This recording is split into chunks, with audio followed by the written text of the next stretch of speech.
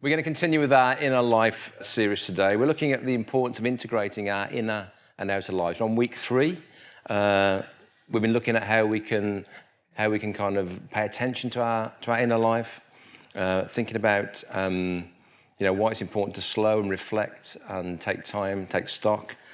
Today I want to talk about our emotions. I want to start with a brilliant clip from the film Inside Out 2. We've used Inside Out 1 before, which is a fantastic film. Riley, a young girl growing up, and we get inside her head and we see her emotions in Inside Out 1. We've met joy, sadness, fear, and disgust and anger. Well, Riley's growing, and now she's turning 13, about to head to high school. There's some more complex emotions about to arrive on the scene. So I'll drop the lights and we'll watch this clip from Inside Out 2. Orange? Who made the console orange? Do I look orange? I didn't touch it. Orange is not my color. Not me. Hello, everybody. Oh my gosh, I am just such a huge fan of yours, and now here I am meeting you face to face. Okay, how can I help? I can take notes, get coffee, manage your calendar, walk your dog, carry your things, watch you sleep. Wow, you have a lot of energy. Maybe you could just stay in one place? Anything. Just call my name, and I'm here for you. Okay, love that. And what was your name again? Oh, I'm sorry. I can get ahead of myself. I'm anxiety. I'm one of Riley's new emotions, and we are just super jazzed to be here. Where can I put my stuff? What do you mean, we? I wish I was as tall as all of you. Who the heck are you? I'm Envy. Oh, look at your hair. Oh, yeah, not happening. Okay, who's this guy? What's your name, big fella? That's embarrassment. He's not really big on eye contact or talking, but he's a really sweet guy. Well, welcome to headquarters, embarrassment. Oh, we're doing a fit. No. Oh, nope, going high. Oh, you got a real sweaty palm there, buddy. What emotion was that? That's ennui. On what? Ennui. It's what you would call the boredom. Well, come on up here. Onward. Am I saying right? Onward. No. Oh, nicknames. I'm gonna call you Wee Wee. No. So basically, you've got these new emotions come in of anxiety, envy, embarrassment, and ennui, who is, how she describes herself, the boredom. These emotions arrive and complicate Riley's life. They get very complicated for her as she starts to enter into her teenage years. I think what we really need to understand from clips like this is how important emotions are in our own lives, how they affect us, how they influence us. They're all the emotions that appear in the film. In the middle there, we've got anxiety. She comes and really messes up the whole of the environment because she's convinced that all these things that need to be worried about need to come to the forefront of Riley's emotions. Now, some Christians mistakenly believe that, emotions should be played down in our Christian walk. Once we come to Christ, once we have a faith, and then things like happiness and excitement and joy, these are the emotions that should triumph over any emotions like anxiety, any emotions like sadness or fear. We kind of get told that, we should now live victorious lives and we should live lives that are focused on all the positive emotions. But emotional maturity, it's not an absence of difficult emotions. More complex emotions will always be there. What it is the ability to handle and trust and work with those more complicated emotions and be considerate and compassionate to ourselves as we experience them. Our Christian faith can really grow if we learn to deal with our emotions in a healthy way. We have the Holy Spirit to guide us. We have the wisdom in Scripture to help us. As we partner with God, we get a better understanding of our emotions, what we're feeling, why we're feeling it. And we start to find alternative ways to respond to our emotions. So we may feel angry, but we choose not to hate. We choose not to become bitter. We choose not to harden our hearts. We may feel anxious, but we choose to trust. We choose to hope. We may feel hopeless, but we still look forward in hope to a God who loves us and cares for us. So our emotions are very, very broad, and they can be hard to define in a small talk like we're doing here today, but typically emotions create four kinds of responses in us. The first one is they make us feel something. So normally when an emotion happens to us, we get this acute feeling, don't we? And it can be a surge of adrenaline, It can be a sense of dread. It can be our heart begins to pound. Emotions set up a response in our body that we feel. And it can be helpful if you're being chased by a lion to have a surge of adrenaline in your body. You want to get away quickly. But if you're about to go into a job interview, it's not so helpful, is it? Having that surge of emotion, surge of adrenaline. So emotions make us feel in our bodies. Emotions make us want to do something. They make us want to do something. We want to respond in some way, smile, cry, run. Emotions make us fidgety. They make us want to do something. And that can be running away, it can be staying, it can be freezing, it can be fighting. Emotions make us want to do something. They don't make us act, but they make us more likely to act in some way. They make us more likely to do a certain kind of response. If you step off the curb in front of a bus, then the emotion of fear is going to help you jump back on the curb quickly and get out of the way. Emotions, they create a thinking response in us. They trigger certain thoughts and they help us draw attention to something that's happening around us. But they can also influence our thinking, our decision making. Because when you're thinking about things and your emotions are in the mix, they're going to influence the way you consider certain options. If you're faced with a number of decisions, and a couple of those make you feel very anxious, you're less likely to choose them, aren't you? You're less likely to go with the options that make you feel more anxious or more nervous. You're more likely to go with the options that make you feel safe. And lastly, emotions, they make us aware. They kind of heighten what's going on around us. Something significant is going on, so our brains get turned towards it, our emotions get switched on. And the thing is, you see, you might be in the same environment as somebody else, and you might feel a very different emotion to them. You might be in an environment that really triggers you and creates an emotion in you, but for somebody else, it creates very little emotional reaction. And that's because your emotions are dependent on your background and your history and your context and how you've grown and the things you've experienced. So all that stuff is going on in you. And so when you find yourself in a certain situation or a certain circumstance, you may react very differently to the person next to you because of the context that you find yourself in. And also, depending on the kind of person you are, that will influence the way you feel emotions in different circumstances. Some people are very visible with their emotions. Some people tend to keep their emotions more on the inside. And we all know kind of where we are on that spectrum. So emotions can be quite inconvenient for us. We find ourselves in a situation, we find ourselves feeling something, we think, why now? Why am I experiencing this emotion in this particular situation? But whether you like it or not, your emotions are here to stay. You can't kind of decide to live without emotions. You can't decide to kind of put your emotions on hold. You're always going to live and feel. You're going to experience emotions, whether you like it or not. And so our hope is in series like these is how can we grow in understanding our emotions rather than ignoring them? How can we pay attention to them? And how can we steward them? If we look at the life of Jesus in the Gospels, we see he experienced a whole range of emotions. He was filled with joy in Luke 10. We read about, he'd sent the disciples out, the 72. They came back, they shared their stories, and he was filled with joy at how they'd ministered the gospel to people. Would it be lovely to see Jesus filled with joy? Really buzzed by just what his disciples had done and all the stories coming back. He was angry in Mark 3:5. The stubbornness of the Pharisees really got under his skin. Their refusal to see compassion as an act of God on the Sabbath. So he really got frustrated and angry with them in Mark 3:5. We've just looked at the fact that Jesus shed tears. John 11:35, as he grieved for Lazarus, he experienced grief and deep compassion, deeply moved by the loss of a friend. He showed astonishment and wonder.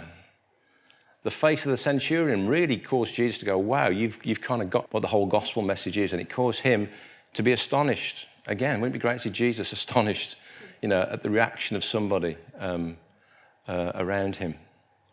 And again, he experienced anguish and sadness, particularly in the Garden of Gethsemane, where he was overwhelmed with emotion and the thought of facing the cross. And so we see Jesus experience this huge range of emotion. These are just a few examples we take from the Gospels.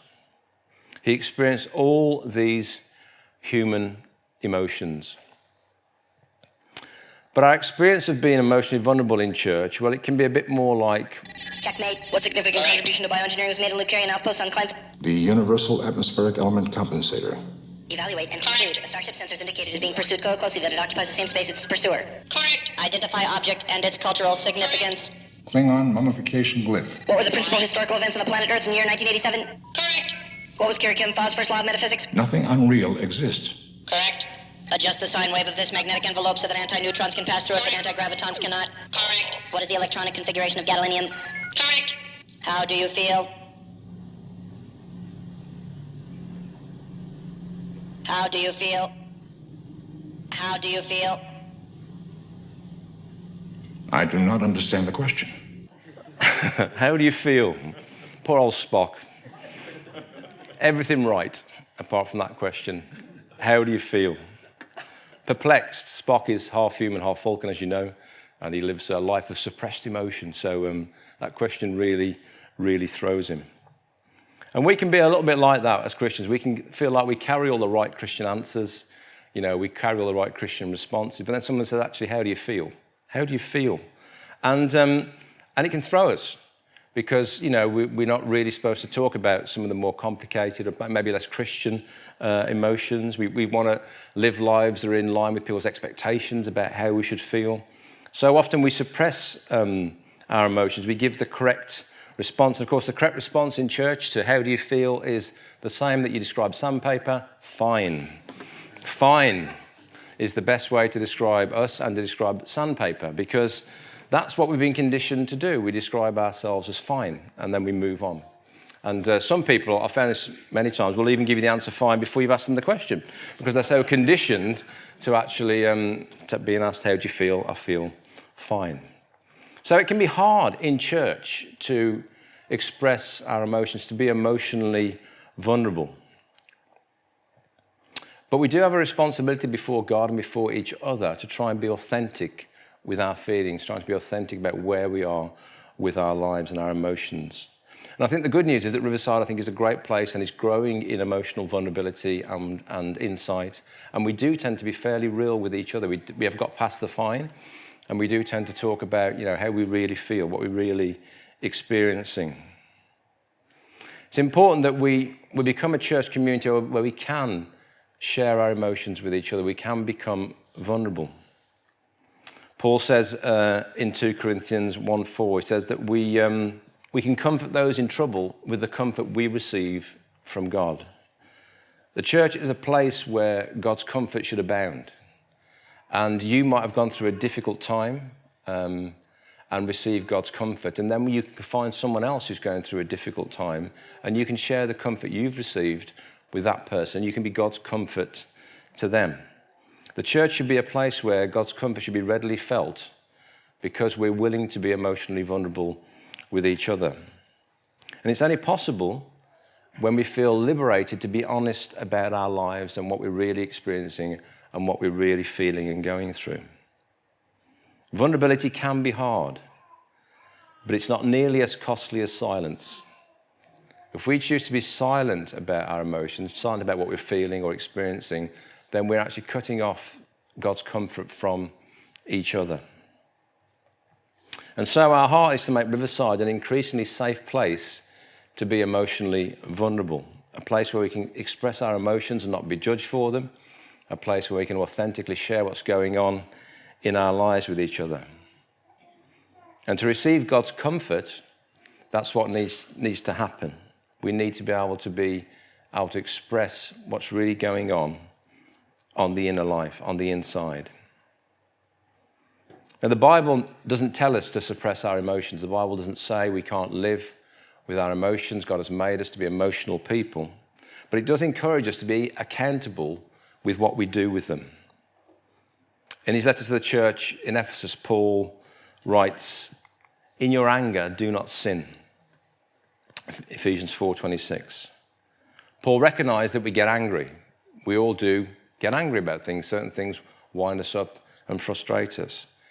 Getting angry isn't sinful. Paul isn't saying anger itself is sinful.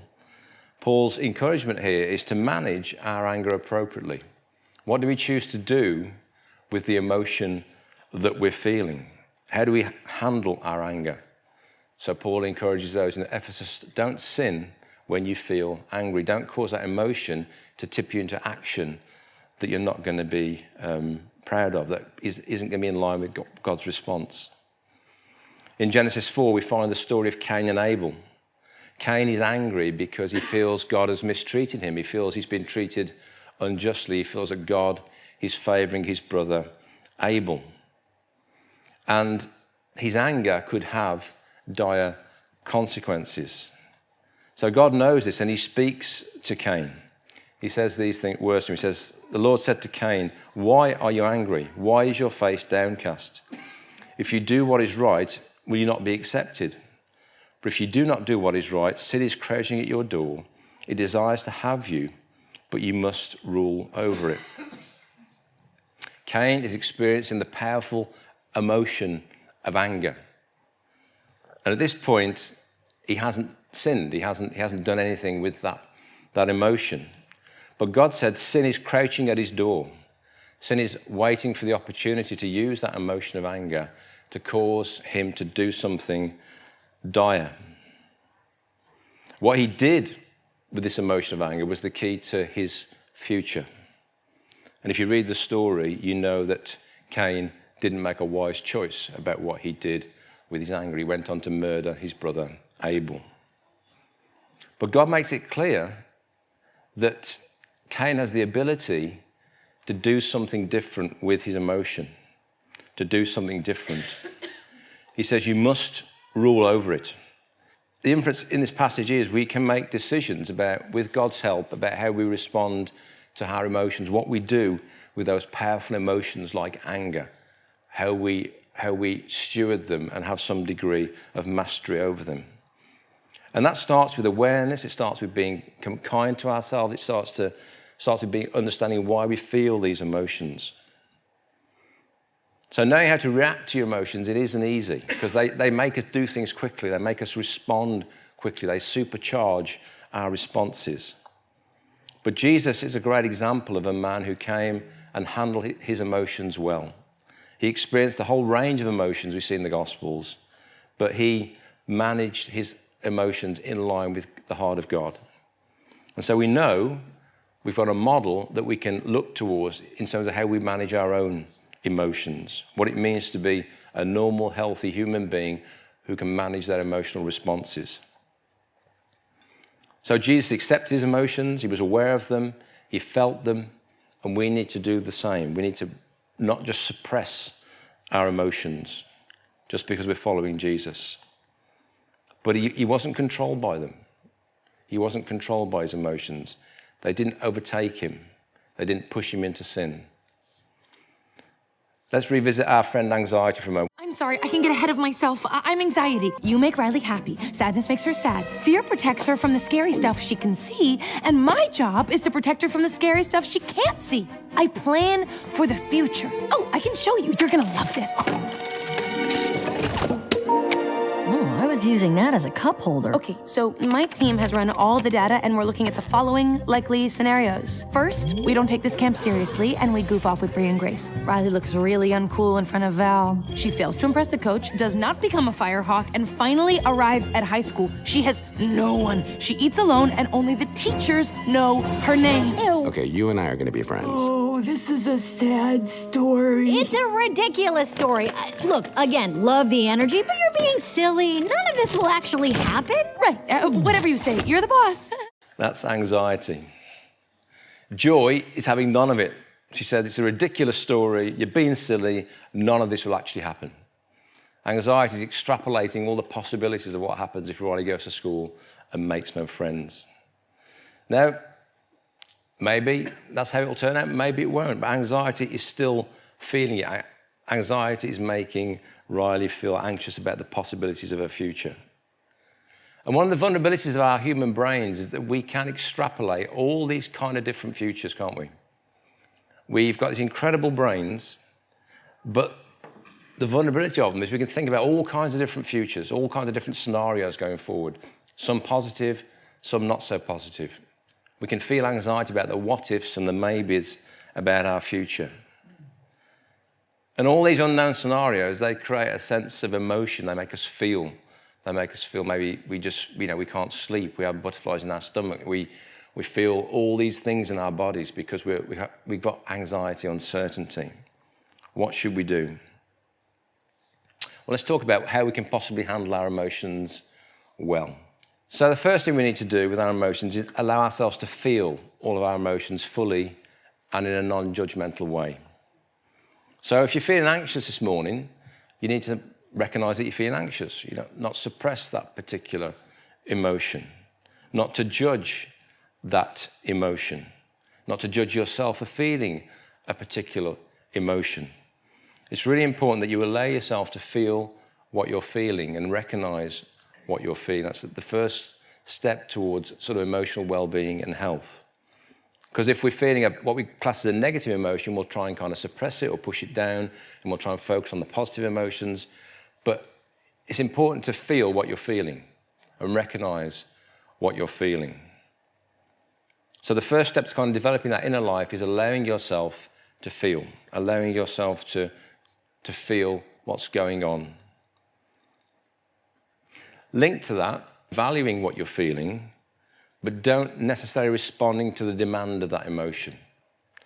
So what we're trying to avoid doing, just because we're feeling anxious, just because we're feeling fearful, just because we're feeling a particular thing, we're feeling angry, we're not just trying to kind of roll over and let that particular emotion be the dominant thing that causes us to act in a certain way. We're giving value to the emotion, but we're not reacting to it immediately. A phrase that's appearing more and more in TV dramas is "take a beat." Have you heard it? Take a beat. It's popping up all over the place. Normally in sort of police dramas and that sort of stuff. Take a beat. It's used quite a lot. And what take a beat means, let's literally just take a short pause before you react. So often in TV dramas, things are getting heightened and more, emotions are running high, and someone will say, "Let's just take a beat. Let's just step back for a moment and pause and reflect and just have chance to think about what's happening here." And so when we take a beat with our emotions, we're just stepping back and giving ourselves a chance to reflect and think about why we're feeling what we're feeling and not just reacting immediately out of that emotion. And taking that short pause can help you reflect and recalibrate if necessary. Recalibrate your response to a given situation. And that's easier said than done, because lots of emotions make us run hot. They make us want to respond quickly. But taking a beat just gives us a chance to step back and reflect and say, "God, why am I feeling this particular thing? Why am I feeling this emotion at this time?" Easier said than done. Takes practice for all of us. Being aware that our emotions are not expressions of the truth or necessarily proportionate to what you're experiencing. So just because you feel something strongly doesn't necessarily make it true. Okay? It's really, really important. And just because you feel something strongly doesn't necessarily make it the right response to a given situation. Different things trigger all sorts of different emotions in all of us at different times. You might carry a heightened sense of justice. That's just the way you're wired. And whenever any kind of injustice appears, you feel, right, that's it. DEFCON 3, it's basically get it on. Let's fight this. Let's go to town on this. You might feel sensitive to feeling rejected. So if you feel like someone hasn't talked to you, it's suddenly, no one loves me anymore. Basically, I knew it all along. I'm unlovable. You might feel an exaggerated sense to be in control. And when you feel like you're out of control, you struggle to regain control as quickly as possible. I can see all the lights going on in the room here. You struggle to gain control as quickly as possible. We've all got different windows on the world. And we all feel things at different levels at different times and different proportions. And so it's important to recognize that when you feel something in a given situation, it may not necessarily be the true objective, because we don't have an objective view. We all look through a window, don't we, that's colored. We've said that before. We've got a slightly different perspective on the world. So your perspective isn't the true perspective on a given situation. And so being able to sort of step back and say, okay, I'm feeling this acutely, but maybe this is because of X, Y, and Z.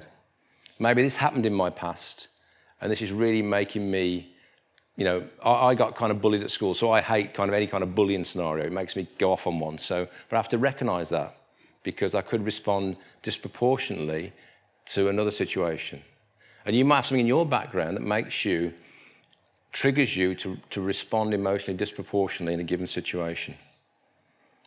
So it's important to acknowledge what you're feeling and then step back and think, why am I feeling this? And maybe why am I feeling this so acutely in this given situation? Recognize your emotions can change really quickly, or they can become entrenched over time.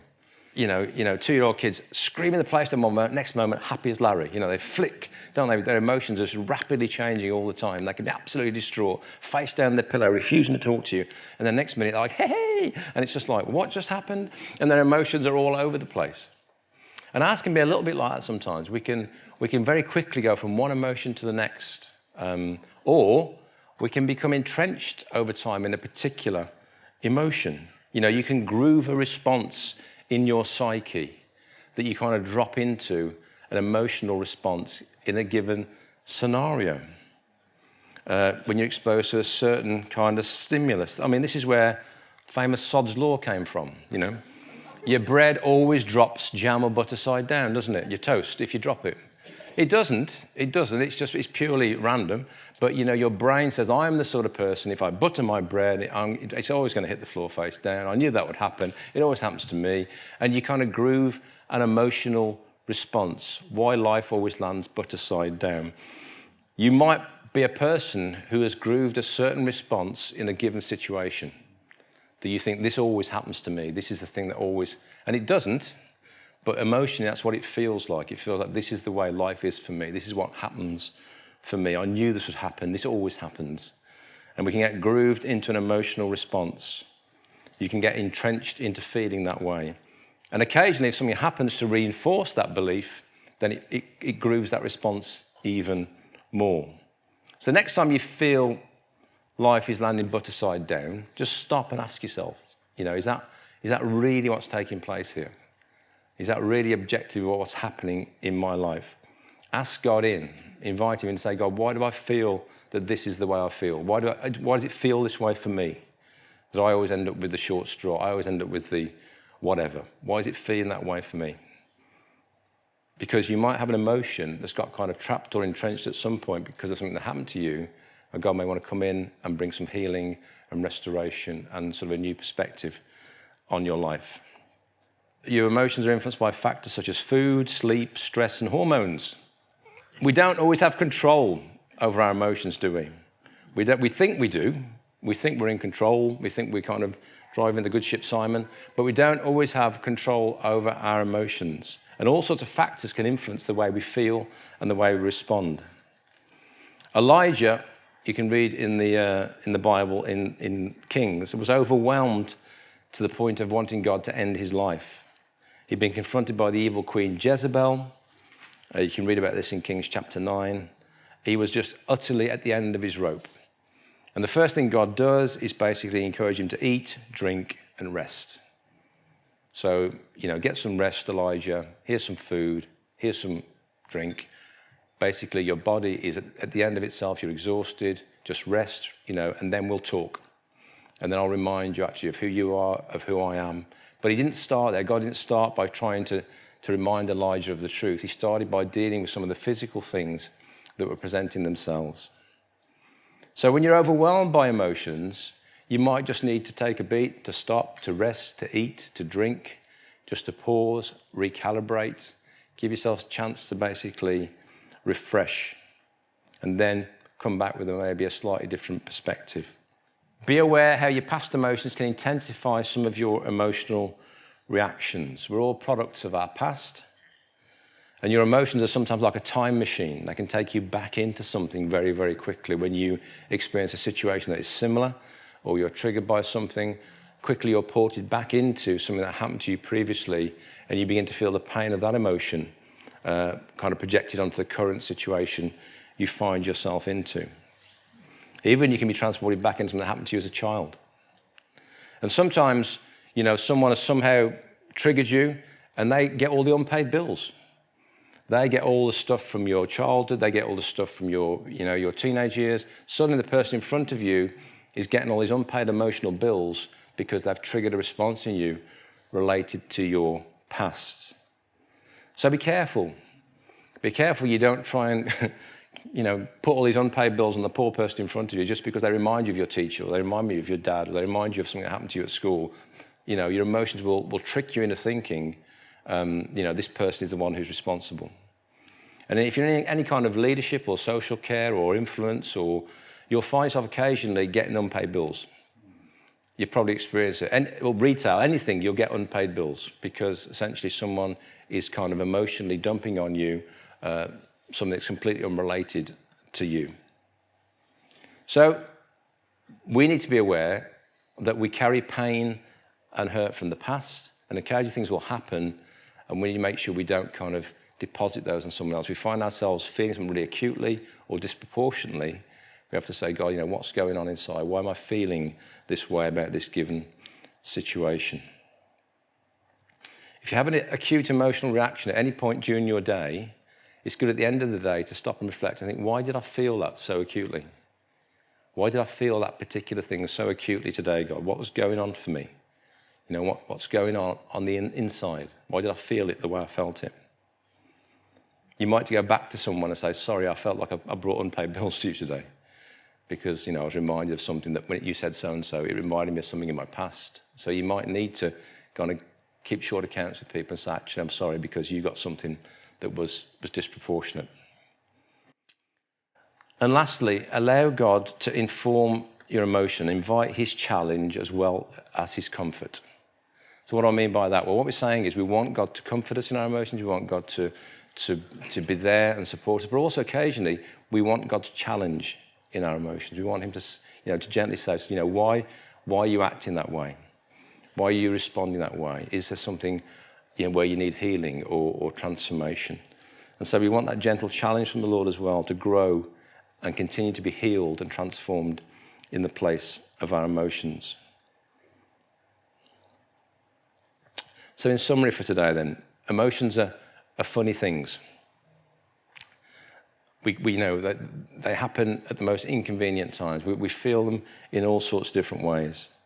And it's easy to think that in a perfect world, as perfect Christians, we could handle them all. We could always be emotionally, responsible. But you can't guarantee how you're going to react. You can't guarantee that certain things won't trigger you or cause you to acutely feel things. And that's okay. It's okay. We're not trying to suppress emotions. We're not trying to prevent ourselves feeling. What we're trying to do is grow in how we handle and understand our emotions. They're an essential part of how God made us. We're made to feel. We can't function without our emotions. As we pay attention to them, as we spend more time reflecting and understanding, then we grow in emotional insight. We grow on the inside. It deepens our communion with God. We understand ourselves better, we understand God better, and we deepen our communion. Now, you might be feeling a whole range of emotions this morning, ranging from ennui and the boredom, right through to, anxiety, to joy, to anger. Something might have triggered you today. Something might have happened today. You might have come in here worried about something today. Wherever you are on that emotional kind of spectrum, God can minister to you and encourage you. So let's stand together. I'm going to invite the band to come back up. We can just start by saying, God, I think I'm feeling this morning. You might not have the vocabulary to describe what you're feeling. But God, I'm feeling this. I think I'm feeling this. I think this is going on for me. And you might know why you're feeling that, or you might not know. You might just feel a bit all at sea. You might not know or be able to understand what's caused you to feel like you do. You might have a malaise. You might feel disillusioned. So Lord, help us to value and understand where we are this morning in our emotions. God, we want to bring that emotion to you. We don't want you to fix us, God. But we want to invite you into what we're feeling.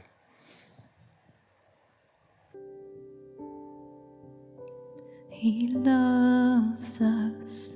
Oh, how he loves us. Oh, how he loves us. Oh, how he loves.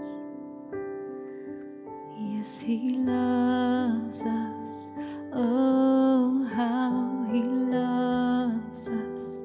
Oh, how he loves us. Oh, how he loves. Yes, he loves us.